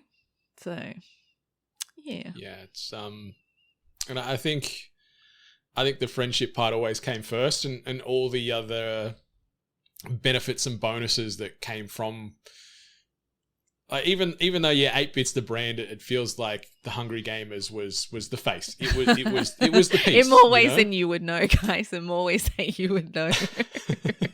it was the connective tissue that allowed us to get all these opportunities, and yet we couldn't have done it without ourselves sharing time and real experiences and just genuinely building this thing up together, being our 100% self. So I think the fact that we had fun doing this along the way and we're able to see these successes continually, which is still very humbling, I think, to both ourselves, you know, like you said, it always feels just like mates on a microphone. And yet the fact that we've been privileged enough to be invited to conferences and events and given things and sponsorships and all these other things, like that's all gravy and it's awesome, but it also is testament to I guess the work we've done. Like, yeah, it's fun and it's mateship and friendship and just people having a good chat, but yeah, there is an element of work in the back end of that as far as the content we've made and for it to be appreciated on a grand scale is really touching, and certainly none of that would have happened without the resident queen of sass involved there as my co-pilot. Boy, that's howdy. for sure. Yeah, I bet. Yeah. What other memories have you got that you want to share? We can go wherever you want with this too. Obviously, there's nothing that's off limits. There's all the funny stuff that I think people don't know about. Like when we did the transition between recording online and having to use, I've forgotten the name of it now. What was it called? We were using Google Hangouts to begin with, and then Zoom. And then Zoom. We used Skype, I think. We did use Skype for a hot minute. And we had these, the audio issues. And then I was the perpetrator of a lot of audio issues. I was also the perpetrator of background sound when I was living back in Australia. It was hell. And then we moved on to these platforms where they can record locally. And then it was 1, 2, 3, click. Mm-hmm. That was the rhythm for me for like ages. And then we moved to this other one where I don't even get to click anymore. I don't even get to click. There's a number that appears. and then the sound bites are loud on my end. So what you don't see is, Brennan's being professional and introing the show. I am miles away from the mic because it is so damn loud. I don't want the leak to go through the microphone. So every time you hear a sound bite, just imagine me like miles away from the microphone. Because leaning far back in the chair. But you know what? Back. That's professionalism as well. You are being mindful of the listener and making sure that audio quality is as pristine as it could be. Yeah, and we've gotten compliments on it too, by the way, for remote recording. So, full credit to us and trying to produce the best for you guys. Yeah, and I think we were one of the, I wouldn't say pioneer, but we were one of the early adopters of remote podcast recording, at least here in Australia in the gaming space. Like we got in on that early, and obviously COVID was a flow on that made a lot of podcasts go remote, but we were doing it for years. Like this was old news for us by then. So we were very much ahead of the curve, and the fact that the audio that we were creating was still clean and clear and crisp, and a lot of people still thought we were just doing it same room locally is it's a hat tip to us there, I think. Yeah, considering remote recordings and building content remotely, usually having a back and forth is usually quite difficult. So it's lucky that we kind of figured that out too. Yeah. It was a lot of trial, a lot of error, a lot of frustrations. But I think after 7 or so years, we managed to sort of crack most of the code. Me? Question mark. Yeah. My other favorite was when it became abundantly clear that Brendan had become fully obsessed with anime, and the tipping point that was very evident in the recordings where Ali was just like, hey, maybe you should just make a show about it, and look what happened, and it's doing amazingly, and you know, the evolution of 8-bit.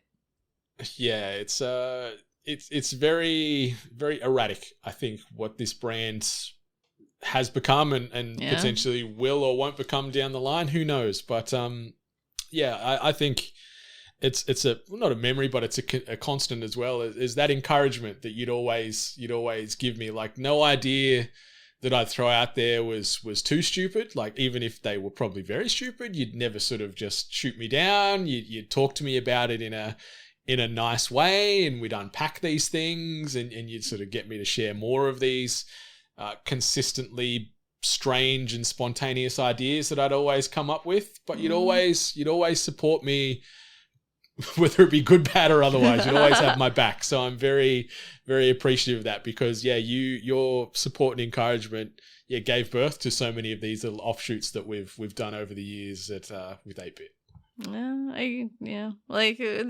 We had a million ideas, all these different ideas, and unfortunately I was always the voice of weird reasoning and reality. So maybe I shut down some great ideas, guys. You might actually hate me, so you know.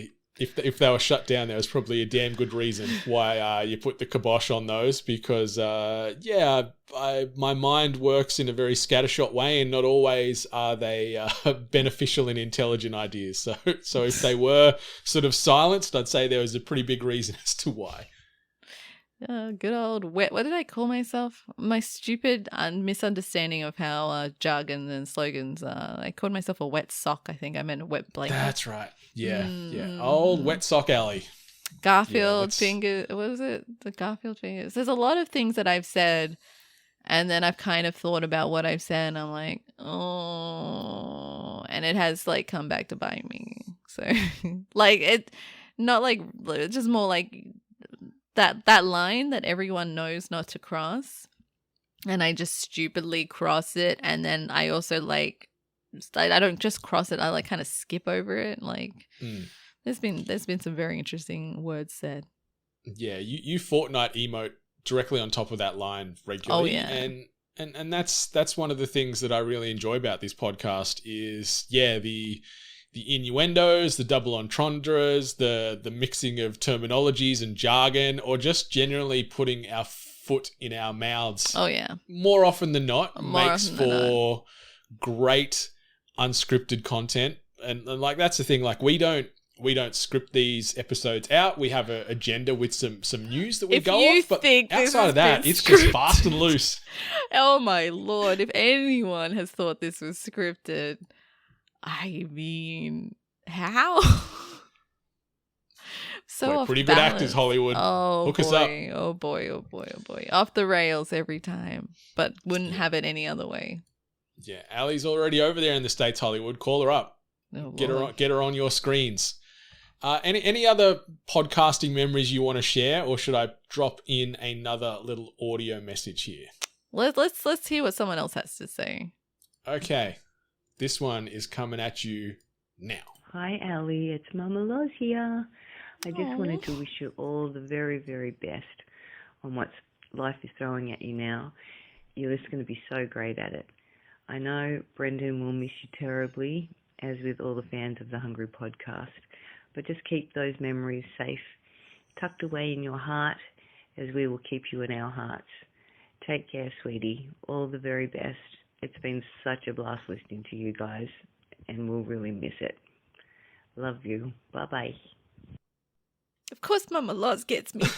The harvest is plentiful. The harvest is plentiful. You made me cry twice. The farmers are rejoicing today, listeners. Yes, the rare occurrences in the universe. Miss Hart fucking cried twice. Thank you, Mama Luz. I'm so happy that we actually got to have you on the podcast too. Like, it was such a great episode. It was lots of fun. You're so cheeky, and I love the connection that like I've been able to develop with you and get the insight on Brandon as well. You're such a cool mum too. Like hearing about all the things that Brendan got up to growing up, and it makes a lot of sense. So, but it's such a lovely person. She's a good egg, and yeah, she's been, I guess, the podcast mother for us here over the years. Not only listening in regularly and sending me messages anytime she'd listen to an episode, and either of us would say or do something controversial or ridiculous, as we just mentioned. Yeah. She'd constantly be the beating heart on those moments, and yeah, I love that. I love that she did manage to share the microphone with us a couple of years ago now. It was very special to have Mama Loz on there, and I know she appreciates the time, and yeah, she adores you. She speaks so highly of you, and she's so thankful for you being in our respective lives in various ways. And yeah, she was very shocked when I told her the other day that you've decided to hang up the microphone, and yeah, she said she wanted to sort of share a little message with you, and yeah, I'm thankful for that. I have to be honest, she was one of the first people, like, I was like, obviously you, but like, she was also one of the first people I thought about when I'm like, they're going to be so disappointed. And she was like definitely one of the first, I'm like, I'm going to disappoint Mama Loz. Oh no. Yeah, nah, she's anything but disappointed. Like, yeah, she's a proud podcast mama to you, and yeah, she wants nothing but the best for you, as we all do. So yeah, it was nice of her to record a little message and get that across. That'll also be up on the board for everyone to check out in more detail there on the Kudo board. Link in the episode, and I've mentioned it a couple of times now, but if you haven't already, pause the episode, jump on there, share some thoughts, because it'll be up there and immortalized forever, and we'll both be very thankful for that. Something that maybe the listeners could be thankful for is, do you have any like advice you'd like to share in regards to podcasting, content creation? Like because you're a veteran at this now. You've been doing this for years and years and years. You've done more episodes than the majority of the human population have done, and you're really, really bloody good at what you do. So yeah, have you got any advice or anything you want to share for people that are potentially looking to make the jump into podcasting or content creation? Anything maybe you wish you'd known at the start? Anything like that? What's your thoughts? Yeah, one of the biggest points is you don't have to always listen to your own content. I don't think that's like necessary. Obviously, if you're the editor, you kind of have to.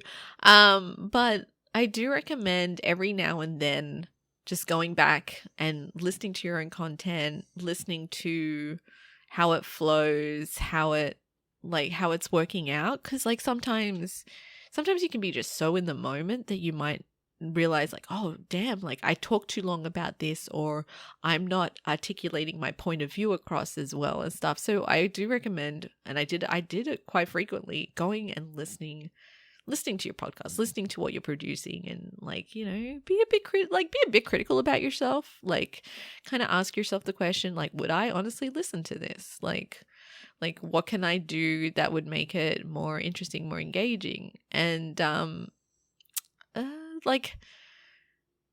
in the same sense, like yeah, be a little bit structured. Try to be a little bit more.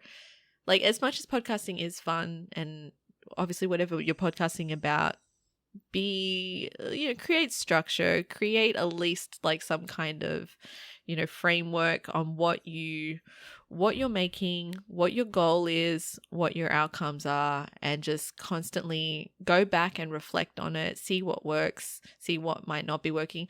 And I think the bottom line is, and we kind of already mentioned it, is that if you're not enjoying it, then then you shouldn't be doing it. Like, in the end, you should always be enjoying like when you're doing content or when you're making something, because like that's where your love is, that's where the passion is, and like that's what's going to keep on driving you. So like just make sure you have fun with it. Like keep it structured, you know, have some seriousness about like what you're producing, especially if you want it to be something interesting, you want it to be something enjoyed by others maybe, but in the same sense, just make sure you're also having fun with it, because if you're not having fun, then maybe, you know, those listening are probably going to hear it too. So that's probably the advice I would give from experience. And the advice that I wish I'd gotten, so much advice. So much advice. No, like, yeah, there's like a lot of things that like I wish I could have like known. But I think it's less about podcasting and more about entering a scene, like a industry and stuff like that. And like understanding like how representation is important and how you present yourself is important, and how like if you are starting to get to a level where you are being brought into a more professional aspect, like you're working with brands, you're being invited to events, just, you know, be aware of like that people don't get these opportunities. And if you are given these opportunities, you are lucky. You've been given something that not everyone gets an opportunity to do, and you should respect that. You should appreciate that. And then like no matter how big you get or how many times you get it offered, just always remember that you started somewhere where you didn't get offered these things. And there are still people out there that are even just striving to get that first offer, really. So those are probably the things that like I've probably learned about this the most. Also, just don't be a dick. There's no reason to be a dick. I think I've got nothing to add to that. I think that was perfect for both of those questions. That was perfect words to live by. And listeners, yeah, if you are looking to get into that creation space, just take those last couple of minutes that Ali just shared and listen to that over and over and instill that into yourself, because that's the perfect advice. That's the perfect feedback and the perfect mindset. Like, yeah, so no, that was very well done. So yeah, I've got nothing else to add apart from, yeah, don't be a dick. That's not in content creation, but just in life. Just like, in life. Life's short. Life's hard enough to not have to deal with dickheads. So just be a good person, and the majority of time, good things will come from that. So yeah, but those last few minutes, perfect. Some of the best things you've said in the past 7-8 years, all wrapped up in a nice little couple of minute soundbite there, Miss Hart. All right, I've got one more drop before we jump into what we're gonna miss the most. So I'm just gonna play this one now for you, okay? Hey Ali, it's your player number 2 here, making my podcast debut to thank you for providing all of us with amazing content, hundreds and hundreds of hours of great content to drive to laugh with, to learn from.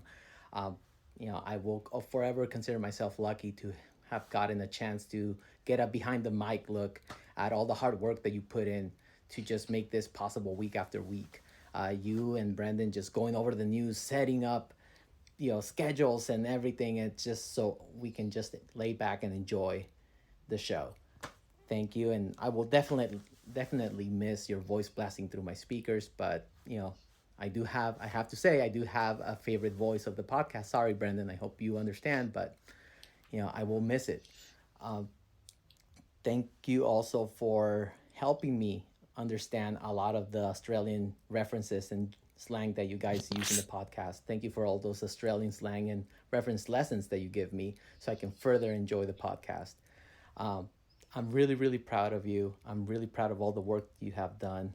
And I know that we will hear you again on this show. And I'm extremely proud of you and happy that I got to hear this other side of you and that you share with the world. Love you. The fantastic husband there making his podcast debut. So welcome to the podcasting game. And thank you for those fantastic words, Miss Hart. God damn it, Mr. Hart. Fucking hell.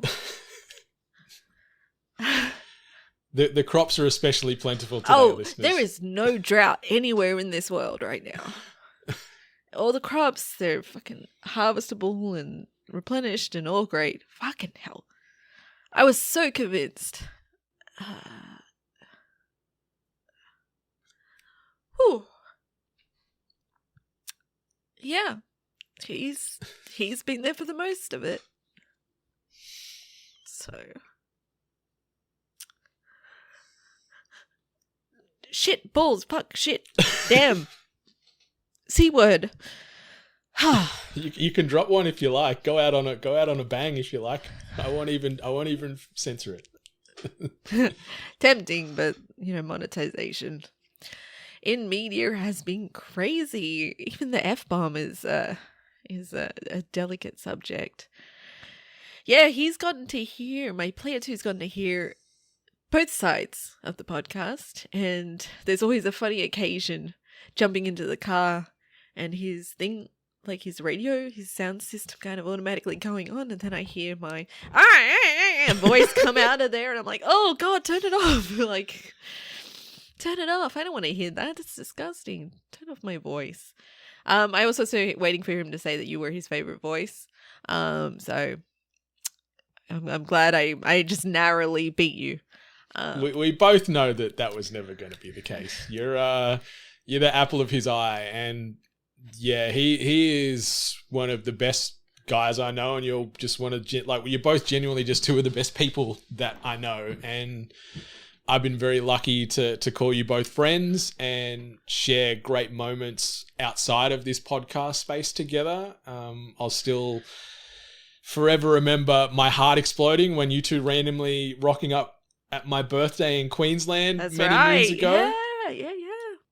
Yeah, you're just two of the best people that I know, and seeing what you two have achieved together just is very, very touching and inspirational to me, and to know that you've got that player two in your corner and the way he supports you, and tolerated me taking hours out of his time with you every week for 7 or so years and doing it happily.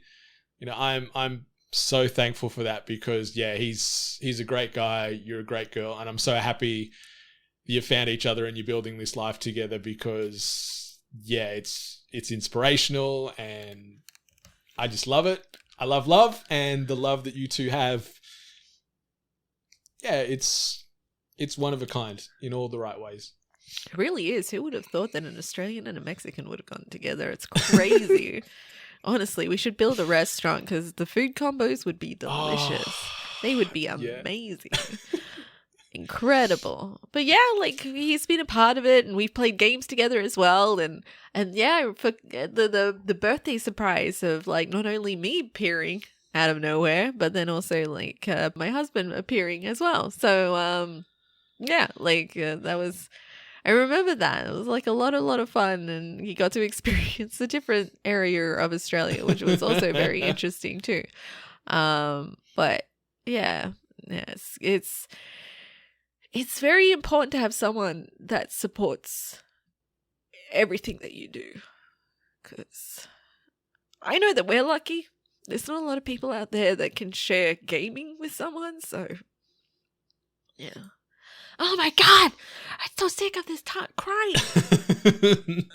Oh my God. Yeah, it's crazy that you two found each other literally worlds apart, and yeah, have built this life together. And yeah, like, I'll forever be your biggest fan in that regard, because yeah, you're just good people, and you're living a great life over there, and I couldn't be happier for you both. And you know what? There's a vacancy here now in the podcast co-host chair, and now that Mr. Hart has made his podcast debut, spoilers, maybe he's gonna fill the seat now that you're taking a sabbatical. Yeah, maybe maybe it might be time to get a different kind of view. And just so everyone knows, he's way more open to games than I am, so you might actually enjoy it. The guy's playing Final Fantasy, like, not even touching that stuff. He's playing Street Fighter, like, much more diverse range of gaming. Yeah, but no, it's yeah, I'm genuinely happy for you guys, because yeah, you just living a great life, and everything I see from yourselves and the stories you share. Like it gives us all those lonely hearts out there hope. That's for sure. Yeah, it's a player 2 for everyone.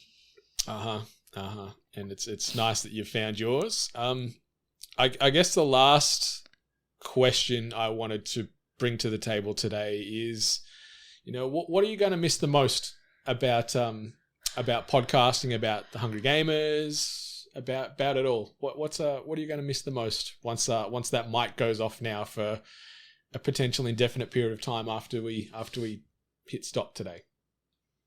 Just shooting the shit. Pretty much. Just shooting the shit.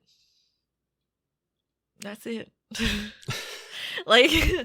like there's so many like little things that I'm gonna be like, oh, so nice that I like. It's like, I gotta be honest, so glad that I didn't have to like really sit down and pay attention to Summer Games Fest or the Nintendo Direct. like not saying that it's a major burden, but once again, it's the half-ass full-ass thing. It's like if I'm going to talk about something, I need to pay attention to it. Like I want to make sure that I've watched it, as much and, really engage with it so that I can also have very informed opinions about it. So it's kind of nice not having that, I have to watch it before we record, I have to make sure that I watch all that, or I have to so that's going to be good. But for the bottom line of it all, I just enjoy let's talk about this. Do you want to talk about that? Yeah, let's talk about this as well. And then just kind of just getting it out there. And then when the community got involved and kind of let us know things and educated us and having all the guests that joined us and getting that mixed in as well. That's it. That's the part that I like. It's just chatting with people, just talking, Yeah, I'm the same. Even though we had in air quotes, a job to do every Saturday or every Friday afternoon for you, it never felt like that. It was just good conversation with a good person that led to good times. And I'm going to miss that. And I think I'm going to miss the consistency. And what I mean by that is knowing that, every Saturday or every Friday, I'd get to catch up with one of the best people that I've got in my life every week. I'm not always the best at checking in with people, and it's not that I don't care, don't get me wrong, that's just how I am. I'm not one of those people that are just constantly every day, every other day, hey, I'm not one of those types, and it's probably something I need to work on. But it was always nice and exciting to know that, even though we might not have spoken throughout that week, I'd get that time with you every Saturday morning and find out what's been happening in our lives, find out the updates, the good, the bad, the ugly, the everything else in between. And I'm going to miss having that time. But I know that it's not that time doesn't exist anymore. It's just I need relocated. Just need to move it around not the schedule, but be more mindful of things like that, because I think I've been spoilt the last 6 or 7 years, knowing that every weekend I've got that time to share things going on in my life and you with yours. We talk some games, we have some fun, we make some silly shit, and then we do it again. So I'm gonna really miss that, and I'm going to really miss the chemistry that we have. And I feel that chemistry, was there from the jump, from that early first few episodes when we know a little bit more what we're doing now. But in that first year, when you're in there in those first few episodes, we didn't really know what we were doing, but it felt natural. It felt right. And I'm going to miss having you there as my co-pilot, because you made all of this so easy for me. You made it feel natural every time. You made it feel fun. You made it feel welcome and right. And it's going to be weird to try and come back to that. I think that's the biggest thing that I'm been really having a hard time with the last few weeks, as far as, is this the Hungry Gamers without you? And I genuinely don't know. I genuinely do not know. And that's the hardest part for me, where I'm like, does this thing continue? If it does, how? Because yeah, my ride or die is not there with me, and I don't know what to do, and I'm going to miss that so much. But I'm also so happy and so proud, and not only of just the things that we've done and this relationship that we've cultivated together, but I'm so proud of you and this life that you're living and making over there. And I'm always going to be your biggest fan, regardless of what we're doing, of what you're doing. But I think that's what I'm going to miss the most. I'm going to miss the weekly dose of sass that, if you sort of dig just under the surface, there's just this giant heart and kindness and just one of the best people that I know giving me their time every week. And I think I'm going to miss that the most. I'm going to miss it too. Yeah, it's been a hell of a ride. It's been a hell of a ride, and howdy. I couldn't have asked for a better person to do it with me. That's for sure. Same. A testament to how long it's gone, really. But now you don't have to worry about some person constantly being like, "Excuse me, you said we're starting at this time, and are we still recording at this time? Sorry, I got to get a coffee." But gotta use the bathroom. I need that sometimes. Like it's good because you hold me accountable and you keep me on the rails when most of my life I'm not on the rails. So I've been very thankful that you've been that sort of that true north. I don't know if true north is the right way to describe it. You've been that. I'm a clothes company.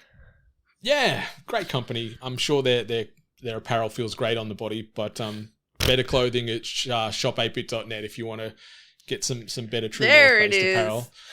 But yeah, I'm just thankful for this ride that we've taken.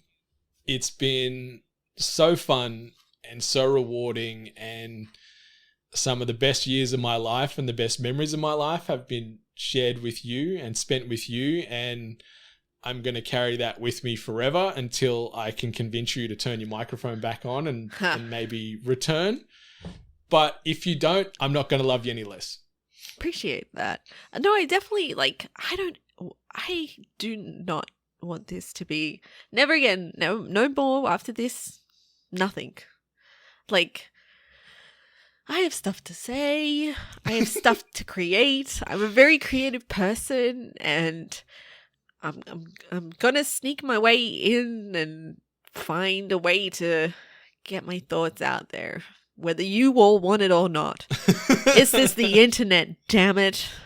So I'm allowed to say whatever I want, and I'm allowed to blast it out into the internet and say it to the masses whether you want to hear it. So I'm definitely hey, there's still a very hot chili that might have my name on it. Let's go FTC. But I can't believe I just said that. This isn't the end. This isn't, Miss Hallie Hart no more. But it's just, not right now.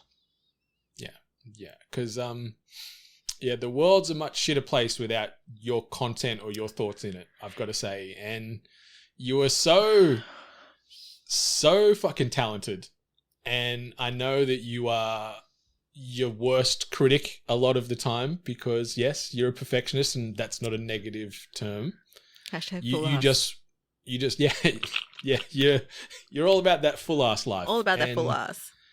I love that about you, but just knowing all the things you've been doing in the background with the study and skilling yourself up and making and creating so many things that may never see the light of day, but you've shared with me, just blows my mind, because you are so talented and so driven, and I'm excited to see where you harness that energy next.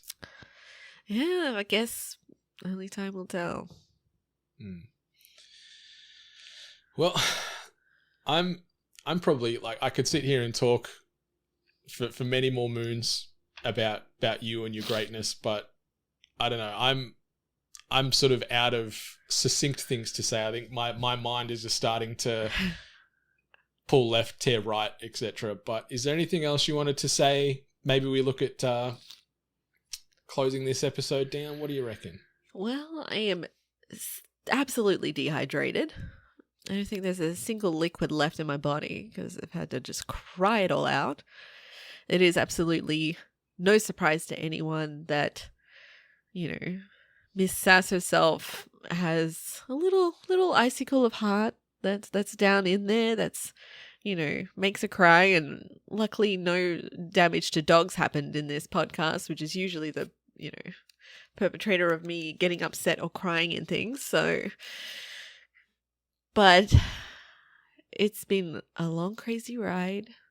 It's been amazing. It's been fun. It's been more than I probably could have ever imagined. I probably still don't believe, to be honest. But I'm going to miss it. And it sucks. But it just gives me a reason to, in however way, come back to something. So, but yeah, and I'm certainly going to miss this. Going to miss, like, I can't say I'm going to miss you because, you know, you're not I'm not leaving dead. Earth. Yeah. I know, like, you'll take a few months off with the pregnancy and then the alien fights and all that stuff. Got to lead the army. Yeah. So the conversation might be a little erratic from here on out for the next little while, but yeah, I'm gonna miss this. I'm gonna miss us. I'm gonna miss what we've created. And yeah, I'm going to be also forever thankful for those exact reasons as well, because it's been a hell of a ride. It's been so fun and so rewarding and just nice. It's just nice to share this time with you every week, and then knowing that other people are sharing it with us in their own way. Yeah. It's very touching, and that would never have happened without you. So yeah, I'm going to miss that, but I'm also going to be forever thankful for that, and forever thankful for you for entering my crazy life. Yes, well, I'm thankful for you for saying, like, hey, do you want to come and talk video games on this podcast? Do you want to write up some reviews for this website I'm writing up? And a creative outlet that I never thought I needed, but it turns out that I really did. So thank you.